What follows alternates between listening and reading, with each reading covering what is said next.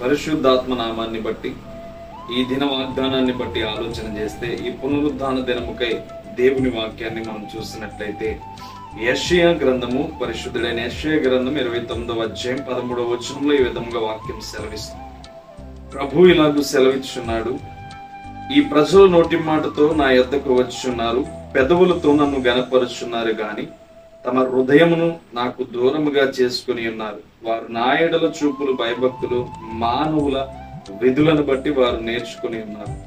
దేవుని యొక్క బట్టి వాక్యాన్ని చూస్తే ఈరోజు ప్రజలందరూ దేవుని సన్నిధికి వెళ్తున్నారంటే గాని దేవుని వాక్యం సెలవిస్తుంది, ఈ రోజు మనుషులందరూ ఆనాడు ఎలా అయితే యెషయా రాయబడుచున్న వాక్యాన్ని బట్టి ఈ దినాల్లో కూడా మనుషులందరూ దేవుని సన్నిధికి ఎలా వెళ్తున్నారని ఆలోచన చేస్తే దేవుని యందు బొత్తిగా భయభక్తులు లేక వెళ్తున్నారు.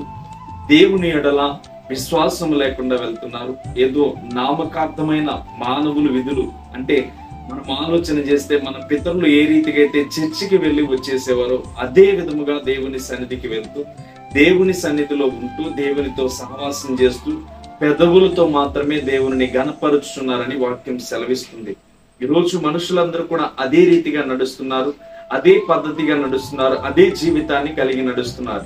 ఎందుకు అని ఆలోచన చేస్తే మానవుల విధులను బట్టి వారు నడుచుకుంటూ వెళ్ళిపోతున్నారని చెప్తున్నారు.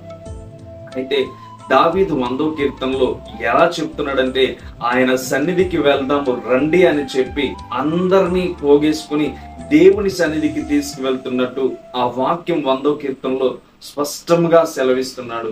సమస్త జనులరా దేవుని సన్నిధికి వెళ్దామని చెప్పి గంతులు వేస్తూ వెళ్దామని చెప్పి మాట్లాడుతున్నాడు. అయితే మనం ఆలోచన చేస్తే ఈరోజు దేవుని సన్నిధికి ఎలా వెళ్తామంటే ఏదో పోగొట్టుకున్న వారిలాగా, ఏదో పోయిన రీతిగా మనము దేవుని సన్నిధికి వెళ్తాం. అయితే దేవుని సన్నిధికి వెళ్ళవలసిన విధానం ఏంటంటే సంతోషంతో చప్పట్లు కొడుతూ గంతులు వేస్తూ దేవుని సన్నిధికి వెళ్ళాలి.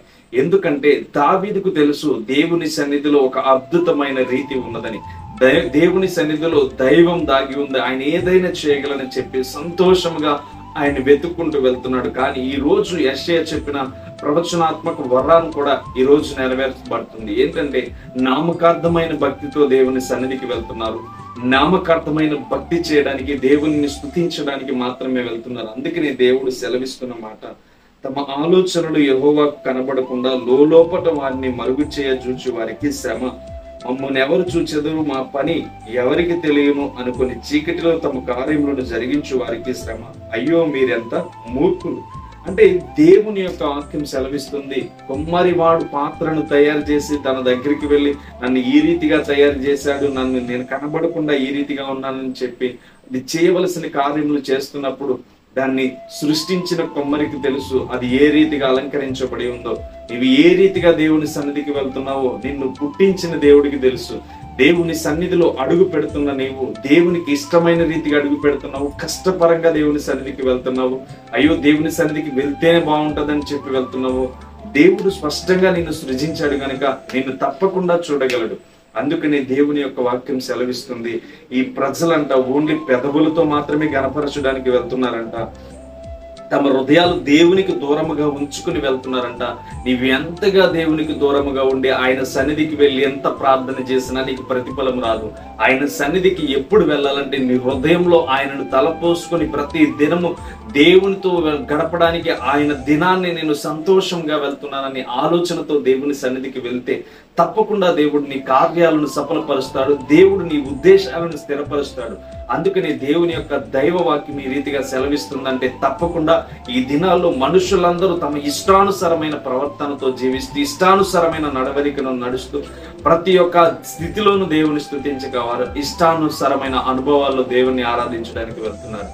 అదే పద్ధతి ఈ రోజుల్లో జరుగుతుందని ప్రవచనాత్మకంగా యెషయా సెలవిస్తున్నాడు. ఈ రోజు అదే పరిస్థితుల్లోనూ ఉంటే నీ స్థితిని అంతటిని మార్చుకోవడానికి ప్రయత్నం చేయి. ఎందుకంటే దేవుడు మన కొరకు ఎంతగానో అనేకమైన దీవెనలు ఆయన సన్నిధిలో దాగి ఉంచాడు. కాబట్టి మంచి హృదయముతో, శుద్ధ హృదయం కలిగి దేవుని సన్నిధికి వెళ్ళి ఆరాధన చేద్దాం. ఆరాధన చేస్తే తప్పకుండా దేవుడు మన పట్ల అద్భుతాలను చేస్తాడు. ఆయన సన్నిధికి వెళ్ళడంలో ఎంతో ఆశీర్వాదం దాగి ఉంది కనుక నిర్లక్ష్యం చేయక ఆయన సన్నిధికి పరుగులు పెడదాం. పరిశుద్ధాత్మ దేవుడు అట్టి కృప మనకు అనుగ్రహించును గాక. ప్రభువానికి స్తోత్రాలు, అద్భుతాలు చేయవాడానికి స్తోత్రాలు, ఆశ్చర్యమైన కార్యములను జరిగించేవాడానికి స్తోత్రాలు. బిడ్డలందరినీ బలపరచండి, శక్తి చేత నింపండి. ఏ మాత్రము నీ సన్నిధికి ఆలస్యం చేయక నీ సన్నిధికి పరుగులు పెట్టే ధన్యత వారికి దయచేసి నీ కృపలో వారిని నిలబెట్టి, నీ సన్నిధిలో వారిని నిలబెట్టి, నీ కృపలో ప్రత్యేకంగా వారిని దీవించి ఆశీర్వదించి నీకు భయభక్తులు కలిగిన జీవితాన్ని వారికి దయచేస్తారని యేసుక్రీస్తు నామమున అడుగుచున్నాను తండ్రి. ఆమేన్.